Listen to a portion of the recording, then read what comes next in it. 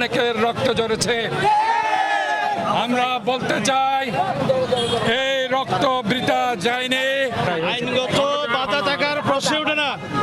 এটা রায়টা হয়েছে আইনগতভাবে। এই রায়টা বাংলাদেশের ঐতিহাসিক একটি রায়। চট্টগ্রামবাসী বাংলাদেশের মানুষের, গণতান্ত্রিক মানুষের বিজয় হয়েছে ইনশাআল্লাহ।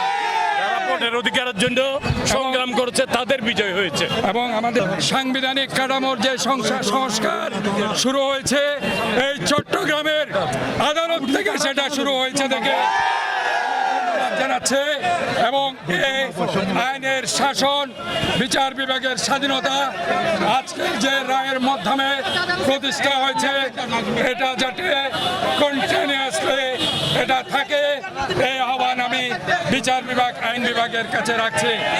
এবং আমাদের প্রায় অনেক নেতাকর্মী, প্রায় অনেক লাখ লাখ মামলার আসামি নির্বাহী আদেশে এই মামলা আমাদের আইনগত বাধা থাকার প্রশ্ন ওঠে না।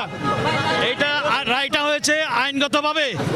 এই রায়টা বাংলাদেশের ঐতিহাসিক একটি রায়। ইতিপূর্বে বাংলাদেশে এই ধরনের কোনো সংস্থার নির্বাচন নিয়ে এই ধরনের কোনো রায় হয় নাই।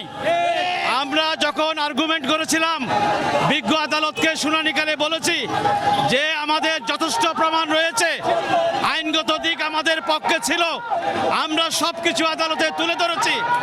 আমরা বলেছি এই নির্বাচন একটি প্রহসন করা হয়েছিল, যে এই নির্বাচনে জনাব ডাক্তার সাদাত